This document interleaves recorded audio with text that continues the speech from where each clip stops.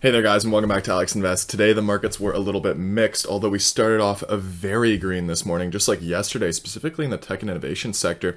And I'm going to go through why that is, first of all, and I'll just give it to you guys right now. It's because Biden announced that they are going to have higher capital gains tax in the US. And, that just instantly made the market come back down. So I want to go through that a little bit. And then I also just want to talk about sort of the tech and innovation sector in general and what's kind of been going on, because we've still been coming down, yes, but sort of since yesterday, I would say we've actually seen a little bit of recovery in some of these stocks, especially the ones that have just been continually coming down, right?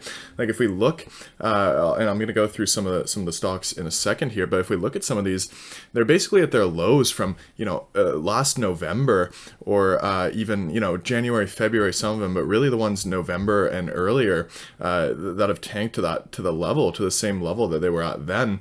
Those are potential for some good investments right now, in my opinion, because I don't see some of these going too much lower than they're at. And the example I want to give is skills, right? But let's just take a look at what Biden kind of did here first, right? So if we take a look at the SQQQ and the TQQQ here, right? This is the Ultra Pro short, and this is the long, right? So markets were doing well, and then right here, Biden announced the higher capital gains tax, and we just tanked in pretty much everything, including tech and innovation. But we're still up here, and tech and innovation taking a huge hit, like I was saying, and I think we are kind of primed here for another run here in some of these. If we take a look, for example, at skills, we'll start here with skills, because I actually bought skills yesterday at right around this mark right here at market open yesterday. And turns out Kathy Wood also bought shares in skills, which I didn't know till today. But that was definitely part of the reason we had this huge 30+% run nearing the end of the day, right? This is the end of the day then here. So that was a great investment of mine. I actually sold at about the 16.1 level right around here because, I thought we had this huge run, not really much news. I thought we were going to come back down. We actually continued up until today, another huge spike.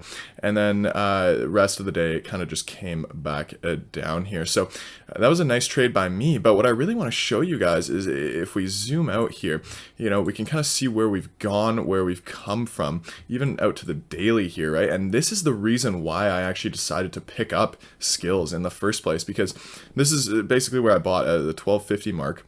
And we can see that's kind of the same level that we had back in December.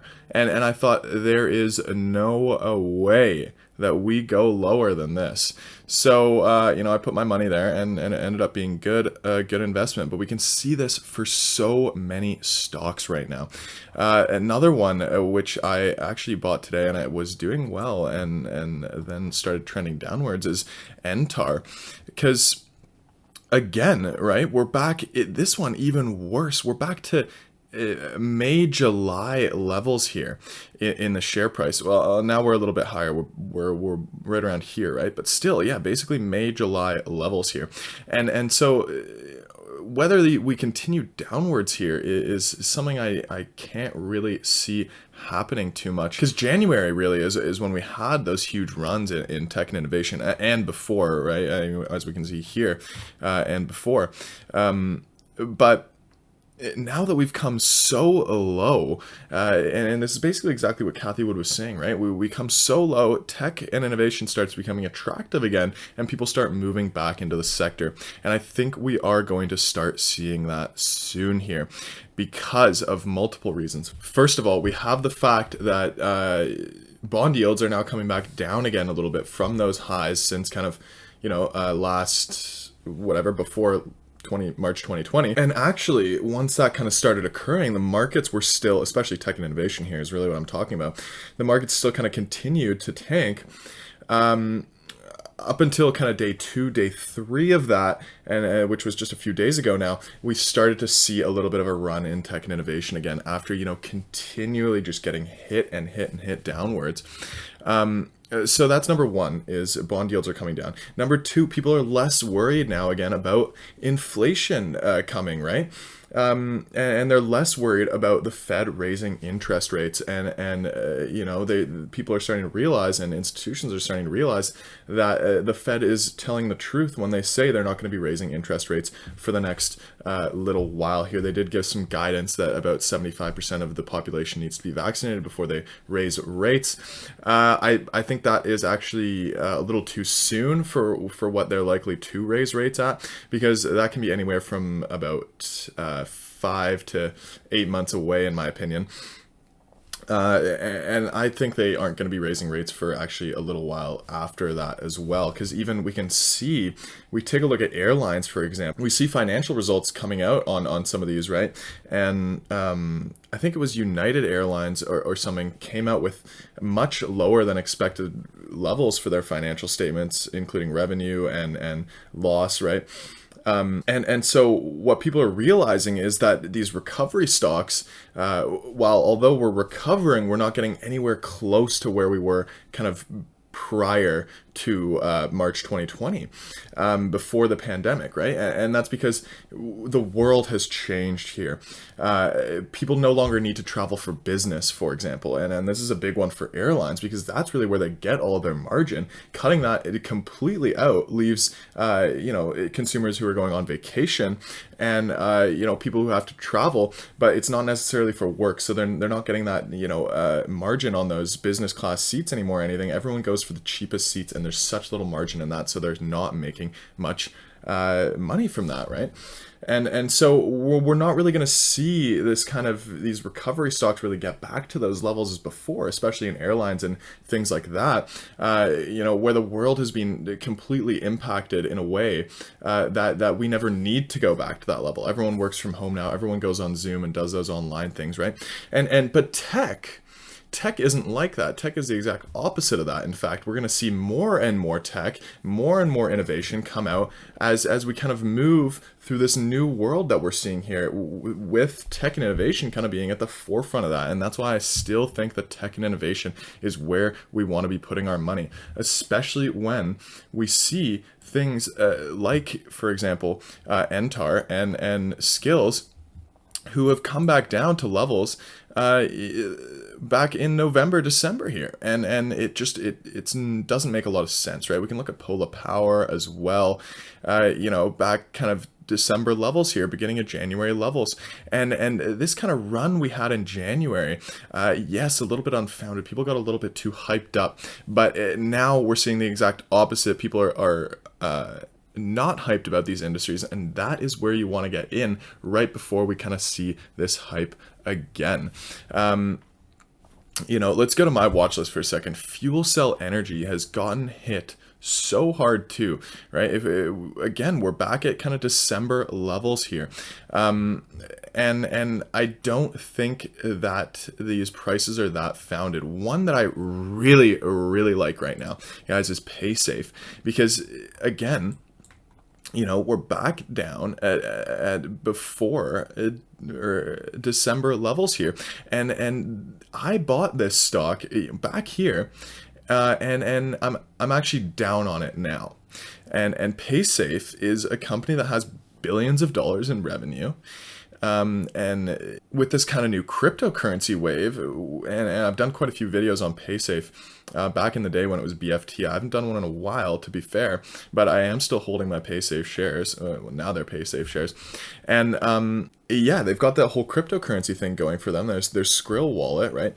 And so I think we're going to see a lot of growth in PaySafe specifically in Europe a lot, and expanding into kind of the North American market as well a little bit more now. But really that European market is kind of where they're focused on, and quick, cheap transactions, and having that kind of cryptocurrency aspect there, it means that I think that PaySafe is going to have much more transactions moving forward, much more revenues moving forward, and obviously things like that. So PaySafe, I would keep an eye on this one. Again, I'm down on this one. I'm holding my shares Even thinking of picking up some more now, especially looking at these levels again, right? That's what we really have to kind of keep our eye on here. You know, Plug Power as well, kind of back down at these levels. Now this one is a little bit different because they had those accounting errors and a couple other kind of things, and that's kind of why they've come back down this much, in my opinion. And so for this one, in some ways it's kind of founded that they're back here, even though the financial errors that they had aren't really that kind of a big of a deal, as far as we know anyways, and so it's still a little bit unfounded, but it makes sense that they kind of came down on the news of those errors, right? So yeah, if I was going to give you guys a tip on which stocks to buy right now, it would probably be PaySafe. I think it would be a good bet, a safe bet, right? Fuel cell energy, I always love fuel cell, especially again at these prices, right? Like maybe I might even be picking up some fuel cell here myself in kind of the nearer term. So yeah, in general, guys, just watch out for this tech and innovation sector, because I think with all these stock prices being so low at the levels we were at kind of last year, they all kind of have potential to run, and it really only takes one catalyst to start that off. And I think we got that actually the other day. Like yesterday, for example, we had a great day in tech and innovation. Everything was green, like 7-10% up, right? Skills was up like 30%.